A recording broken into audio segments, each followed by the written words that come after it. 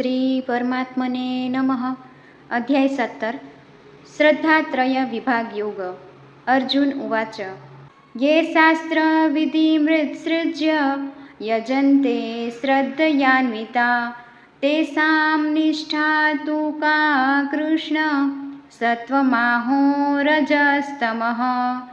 श्री अर्जुन बोल्या, हे श्री कृष्ण, જે મનુષ્ય શાસ્ત્ર વિધિનો ત્યાગ કરી શ્રદ્ધાયુક્ત થઈ દેવતાઓનું યજન કરે છે તેમની તે નિષ્ઠા કેવા પ્રકારની છે? સાત્વિક, રજસ કે તમસ?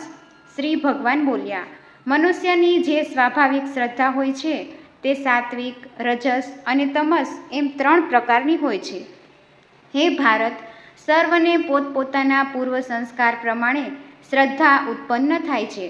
કારણ કે આ સંસારી જીવ શ્રદ્ધામય હોય છે, તેથી મનુષ્ય જેવી શ્રદ્ધાવાળો થાય છે તે તેવી જ યોગ્યતાનું કહેવાય છે.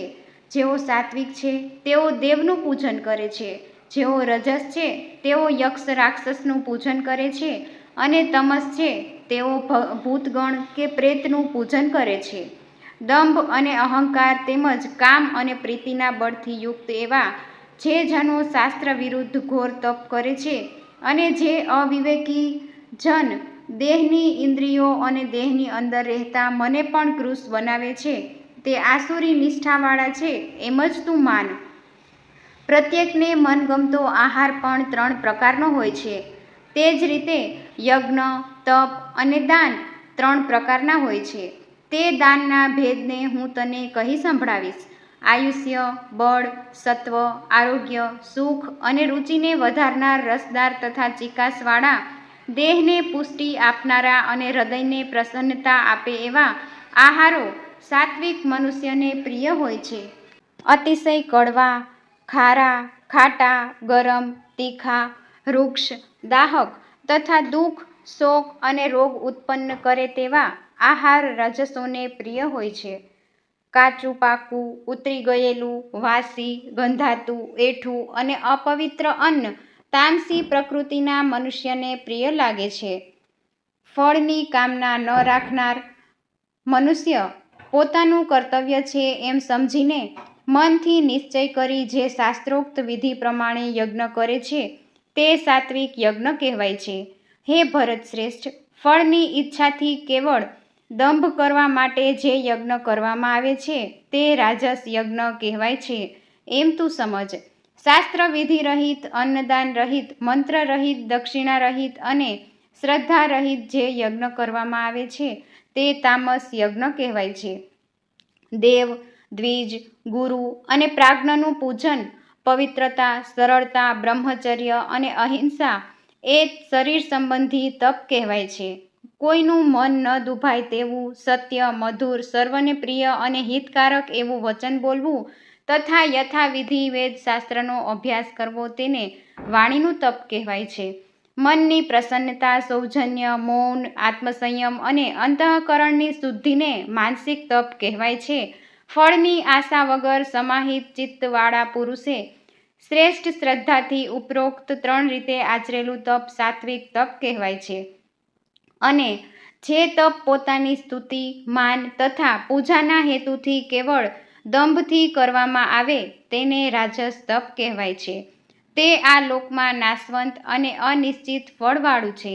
ઉન્મત્તતાથી દુરાગ્રહપૂર્વક પોતાના દેહને કષ્ટ આપી અથવા બીજાનું અહિત કે નાશ કરવાની કામનાથી જે તપ કરવામાં આવે તેને તામસ તપ કહેવાય છે. દાન કરવું એ આપણું કર્તવ્ય છે એવા હેતુથી જે દાન પ્રત્યુપકાર નહીં કરી શકનાર સત્પાત્રને પુણ્યક્ષેત્રમાં અને પર્વકાળે આપવામાં આવે છે તેને સાત્વિક દાન કહેવાય છે. વળી જે કોઈ દાન પ્રતિઉપકાર માટે અથવા ફળ ઉદ્દેશી અથવા કલેશ પામીને આપવામાં આવે તેને રાજસ દાન કહેવાય છે.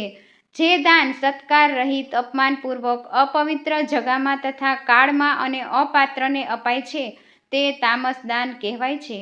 ઓમ, તત અને સત એવા 3 પ્રકારના બ્રહ્મના નામો છે. તેના યોગથી પૂર્વે આદિકાળમાં બ્રાહ્મણ, વેદ અને યજ્ઞ ઉત્પન્ન કરવામાં આવ્યા છે. એટલે જ વેદવત્તાઓની યથાવિધિ યજ્ઞ, દાન અને તપ વગેરે ક્રિયાઓ બ્રહ્મના ઓમ ઉચ્ચાર સહિત સતત ચાલતી હોય છે. મોક્ષની કામનાવાળા બ્રહ્મના તત નામનો ઉચ્ચાર કરી ફળની કામના ન રાખતા યજ્ઞ અને તપરૂપ ક્રિયાઓ તથા વિવિધ દાન ક્રિયાઓ કરે છે.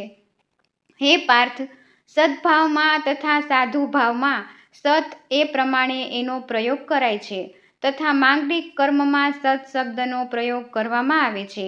યજ્ઞમાં, તપમાં તથા દાનમાં નિષ્ઠાથી સત એમ કહેવાય છે. તેમજ તેને માટે કરવામાં આવતું કર્મ પણ એ જ પ્રમાણે કહેવાય છે. હે પાર્થ, અશ્રદ્ધાથી હોમેલું, આપેલું, તપ કરેલું તથા જે કંઈ કરેલું હોય એ અસત કહેવાય છે, કારણ કે આ લોકમાં કે પરલોકમાં તે ફળ આપતું નથી. ઓમ તત્સદિતિ. શ્રીમદ્ ભગવદ્ ગીતા સુપનિષત્સુ બ્રહ્મ વિદ્યાયામ યોગશાસ્ત્રે શ્રી કૃષ્ણાર્જુન સંવાદે શ્રદ્ધાત્રય વિભાગ યોગો નામ સપ્તદશોऽધ્યાયઃ સંપૂર્ણम्. શ્રીમદ્ ભગવદ્ ગીતા શ્રદ્ધાત્રય વિભાગ યોગ નામનો 17મો અધ્યાય સંપૂર્ણ. જય શ્રી હરિ.